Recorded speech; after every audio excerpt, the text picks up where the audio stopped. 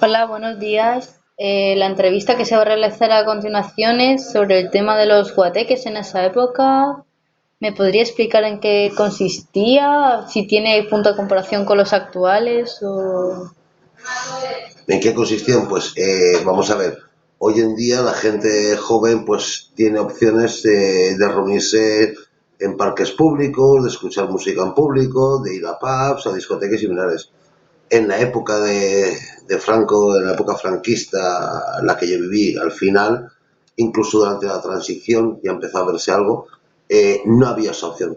Entonces la gente pues lo que hacía era reunirse en las casas de algún amigo, sobre todo que los padres no estuvieran, y teníamos permiso, casi siempre, y pues nos reuníamos ahí pues con la música de la época y bueno, un poquito de juerga, ¿Lo puedes contar? un poquito de juerga, pues ya empezabas con los cubatillas, empezabas con los primeros pinitos, quien lo hacía con el hachís, con la marihuana, luego las novias, los novios, los amiguitos, las amiguitas. Y lo que pasa, pues lo mismo que ahora, pero mucho más suave, y bueno, incluso algunas veces con los padres ahí en la habitación de al lado con la escopeta cargada. Y en algún momento ya ha contado que se veía influenciado por un poco la censura, por la opción esa de no poder salir a la calle de fiesta, como se hace hoy día, como se puede hacer el botellón. Eh,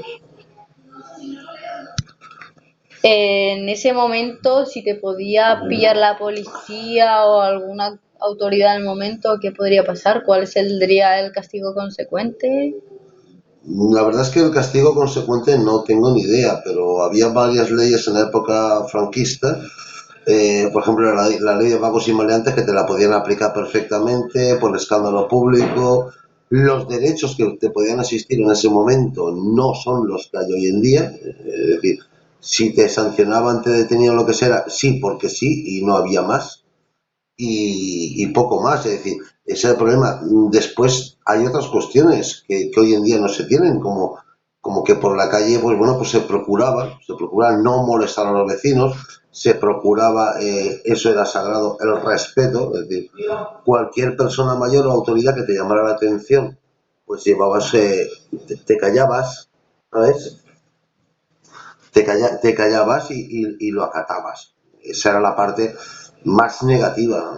Después, a nivel de salir, pues bueno, pues en cuadrilla vale, pero o con chicas, con tal, pues evidentemente la libertad que hay hoy en día de tener novia, no novia, no sé qué, y poder darle un beso a la novia por la calle, eso era impensable. Eso, vamos, la niña era una golfa y tú, pues bueno, poco menos que ibas para adelante como un campeón.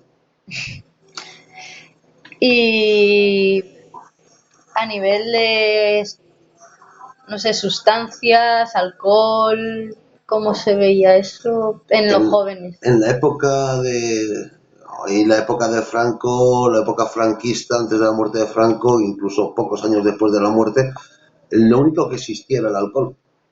Era el alcohol. Y el alcohol pues se bebía de una forma más o menos moderada, es decir, no existía el botellón como existe hoy en día, no existía casi nunca. Es decir, tengo que coger la borrachera porque sí. Se bebía de otra forma, al menos en los ambientes en los que yo me movía. Otro tipo de sustancias, ya sobre, vamos a ver, le hablo de sobre el año 78, 80, 78, 76 aproximadamente, ya empezó a conocerse en España otras sustancias estupefacientes como el hachís o la marihuana, y bueno, se empezaron a consumir y se empezaron las primeras adicciones y similares. Otro tipo de sustancias, ya nos iríamos a unos años después y a un tipo de sustancias de tipo sintético como el LSD o la heroína. No existían otras.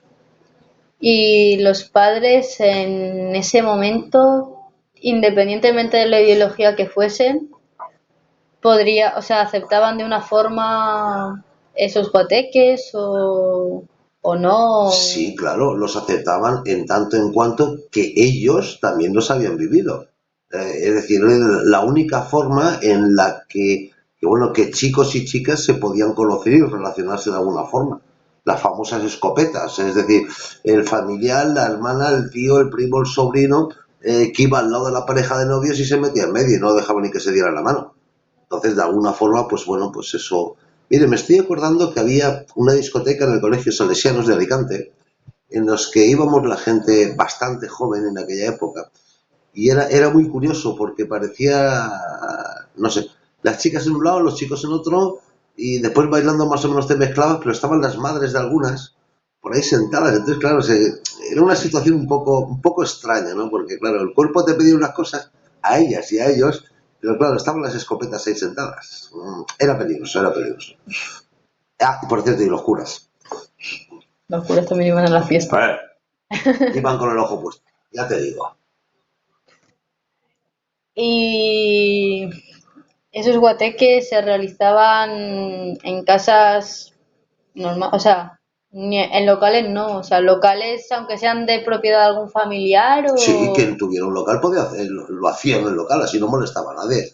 Además era muy curioso porque te llevas tus equipos de música, los tocadiscos de toda la vida. Incluso yo recuerdo de que nos comprábamos luces de estas estroboscópicas con sintetizadores de luz, nos acoplábamos, lo montábamos bastante bien, bastante bien.